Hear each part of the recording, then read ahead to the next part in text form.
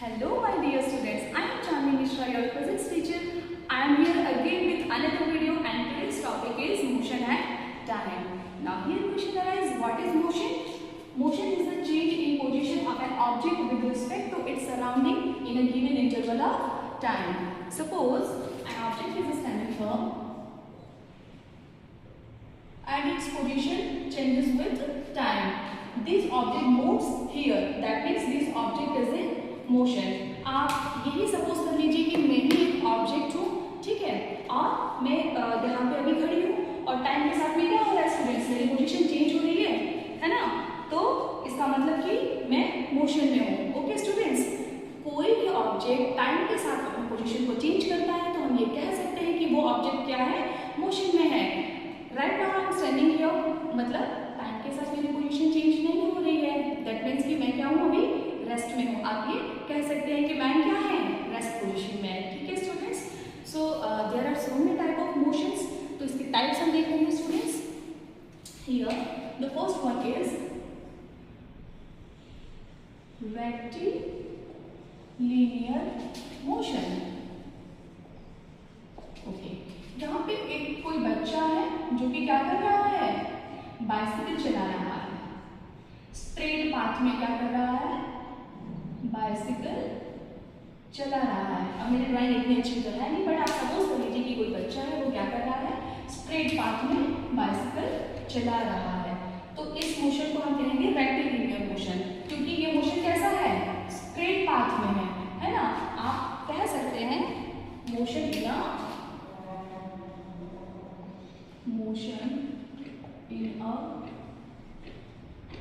Straight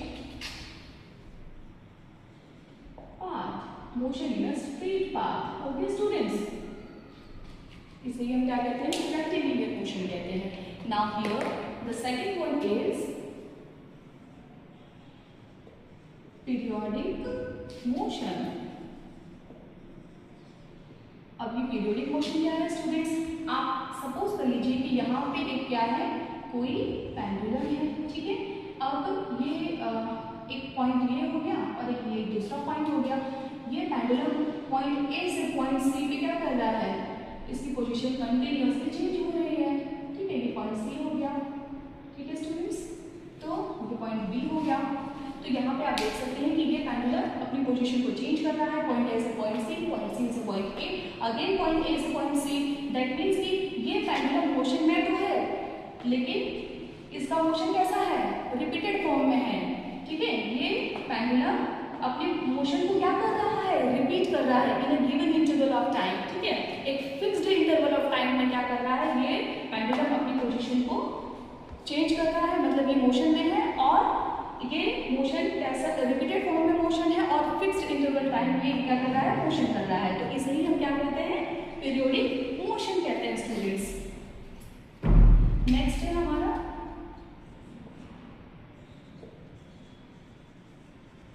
circular motion. तो बच्चों, आप लोगों ने मेले में तो आप लोग गए ही होंगे, तो मेले में आप लोगों ने देखा होगा कि छोटे छोटे बच्चे मेले में जाते हैं तो झूले पे बैठते हैं, ठीक है। अब वो जो एक इस टाइप का भी झूला आता है जो सर्कुलर होता है, ठीक है, बच्चे उस पर बैठ जाते हैं, घोड़े जैसा होता है, एंड देन वो सर्कुलर फॉर्म में मोशन करता है वो झूला, ठीक है। तो इस टाइप के मोशन को क्या कहते हैं, सर्कुलर मोशन कहते हैं स्टूडेंट्स। तो स्टूडेंट्स नेक्स्ट है आपका स्लो एंड फास्ट, तो देख लेते हैं।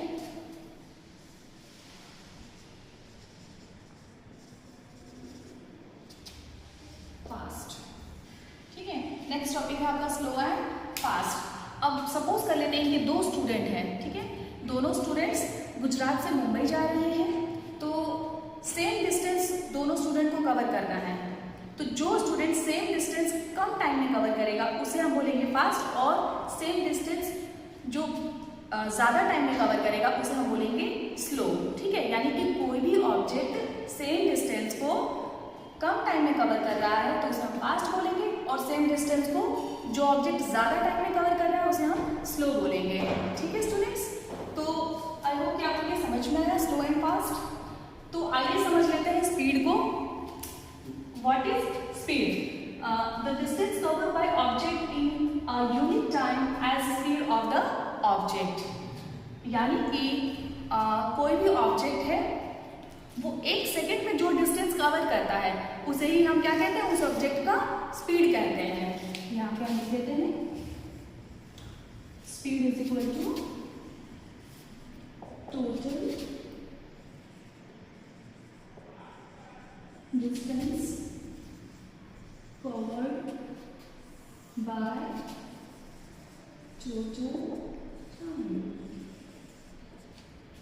यानी स्टूडेंट्स टोटल डिस्टेंस जिस ऑब्जेक्ट के द्वारा कवर किया गया है जितने टाइम पीरियड में, ठीक है, उसी को हम क्या कहते हैं, स्पीड कहते हैं। ठीक है, तो इसको आप लिख सकते हैं rho is equal to total distance D by T. ठीक है, या फिर आप इसे ऐसे भी लिख सकते हो रो इज इक्वल टू डिस्टेंस आपका मीटर में आप मेजर करेंगे और टाइम आप किस तरह से मेजर करेंगे, सेकेंड में, तो आप इसको मीटर पर सेकेंड में बोल सकते हैं। ठीक है स्टूडेंट्स, तो आइए इसको एग्जांपल के साथ में समझ लेते हैं। हम जैसे कि कोई 4 व्हीलर है, कोई कार है, ठीक है, अब हम कहते हैं कि ये 50 किलोमीटर पर आवर की स्पीड से ट्रैवल कर रही है। ठीक है, तो इसका मतलब ये है कि कार की जो स्पीड है वो 50 किलोमीटर पर आवर है, यानी कि ये कार हर घंटे 50 किलोमीटर का डिस्टेंस कवर करती है। ठीक है स्टूडेंट्स, यानी हर घंटे इसकी स्पीड 50 किलोमीटर है ना, तो हर घंटे ये कार 50 किलोमीटर की स्पीड को कवर करती है। Our next topic is uniform motion and non-uniform motion. देख लेते हैं students, an object moving along a straight line with a constant speed is said to be uniform motion. यहाँ पे example देख लेते हैं, एक ऑब्जेक्ट है यहाँ पे, ठीक है, ये कोई ऑब्जेक्ट है जो कि क्या कर रहा है, सेम स्पीड से डिस्टेंस ट्रैवल कर रहा है, सेम स्पीड से। ओके स्टूडेंट्स, यानी कि यहाँ पे जो मोशन है वो यूनिफॉर्म है। ठीक है, यानी कि जो स्पीड है यहाँ पे, जैसे कि ऐसा नहीं कि यहाँ पे स्लो देन पाथ में यहाँ पे कुछ थोड़ा फास्ट हो गया देन अगेन स्लो हो गया, ऐसा नहीं स्टूडेंट्स, सेम स्पीड से डिस्टेंस ट्रैवल कर रहा है। ठीक है, इसी को हम कहते हैं यूनिफॉर्म मोशन। नेक्स्ट है हमारा non uniform motion. If the speed of an object moving along a straight line keeps changing its motion is said to be the non-uniform motion. Non-uniform motion का बेस्ट एग्जाम्पल आप ले सकते हैं traffic का। कोई car है, ठीक है, तो जैसे जैसे उसको पास मिलेगा वैसे वैसे वो कार डिस्टेंस ट्रैवल करेगी। ठीक है, तो यहाँ पे जो मोशन हो रहा है कार के द्वारा वो कैसा हो रहा है, नॉन यूनिफॉर्म मोशन हो रहा है। ठीक है, यहाँ पे कोई ऑब्जेक्ट ले लेते हैं, ये ऑब्जेक्ट जो ये ट्रैवल कर रहा है डिस्टेंस, ठीक है, तो यहाँ पे स्पीड सेम नहीं है, यहाँ पे जो स्पीड है हमारी मूविंग विथ चेंजिंग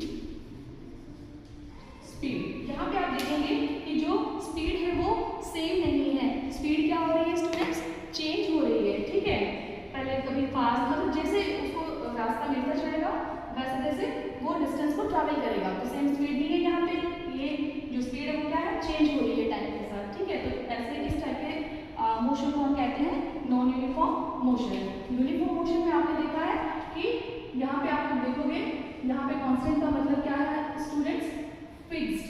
ठीक है, सेम स्पीड, और तो इसे यूनिफॉर्म मोशन कहते हैं। और यहाँ पे आप देखेंगे कि जो मोशन है वो क्या हो रहा है, चेंज हो रहा है। ठीक है, मोशन क्या हो रहा है, चेंज हो रहा है, तो इस टाइप के मोशन को क्या कहते हैं, नॉन यूनिफॉर्म मोशन कहते हैं स्टूडेंट्स।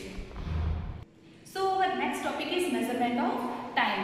तो पहले के ज़माने में, यानी कि आज से 400 साल 500 साल पहले तो घड़ियाँ नहीं हुआ करती थी, तो उस टाइम के लोग टाइम का पता कैसे लगाते थे, तो ये लोग अपने आसपास के इन्वायरमेंट में होने वाली घटनाओं को नोटिस करते थे, आसपास की घटनाओं को जानते थे और उससे टाइम का पता लगाते थे, समय का पता लगाते थे। जैसे कि रोज़ वो लोग देखते थे कि सन आता है कहीं से और फिर कहीं पे गायब हो जाता है, यानी कि रोज सनराइज होता है और सनसेट हो जाता है, ये चीज़ें रिपीटेड फॉर्म में थी। फिर उन्होंने ये नोटिस किया कि जो मून का शेप है वो हर रोज़ चेंज होता है, यानी कि एक दिन जो शेप था उससे थोड़ा सा बड़ा शेप हो गया, अगले दिन और बड़ा शेप हो गया, और एक दिन ऐसा उन्होंने देखा कि मून का जो शेप है वो उनको राउंड शेप दिखाई दे रहा है। गया, छोटा हो गया और छोटा हो गया। तो ये चीज़ें वो नोटिस करने लगे और ये क्या था, ये भी रिपीटेड फॉर्म में वो लोग नोटिस कर रहे थे कि ये चीज़ें हो रही हैं। तो उन्होंने बताया कि वन सनराइज से लेकर के अगले सनराइज का जो टाइम पीरियड है, टाइम इंटरवल है, इसको इन्होंने बता दिया कि इसको एक दिन बता दिया उन्होंने, ठीक है। और वन फुल मून से लेकर के दूसरे फुल मून तक का जो टाइम इंटरवल है, टाइम पीरियड है, इसको इन्होंने बता दिया 1 मंथ। यानी कि एक फुल मून से लेकर के 12 फुल मून के बीच का जो टाइम इंटरवल है वो आपका हो जाएगा 1 ईयर। यानी कि एक पूर्णिमा से लेकर के 12 पूर्णिमा के बीच का जो समय है उसको इन्होंने बता दिया 1 ईयर। ओके स्टूडेंट्स, तो इस तरीके से इन लोगों, पहले के जमाने के लोगों ने टाइम का पता लगाया। अब ये टाइम तो बहुत ही लंबा था, ठीक है। अब अगर आपको आवर्स में टाइम को जानना है, मिनट्स में टाइम को जानना है, सेकेंड्स में टाइम को जानना है, तो इसके लिए साइंटिस्ट ने बना दिया क्लॉक, ठीक है।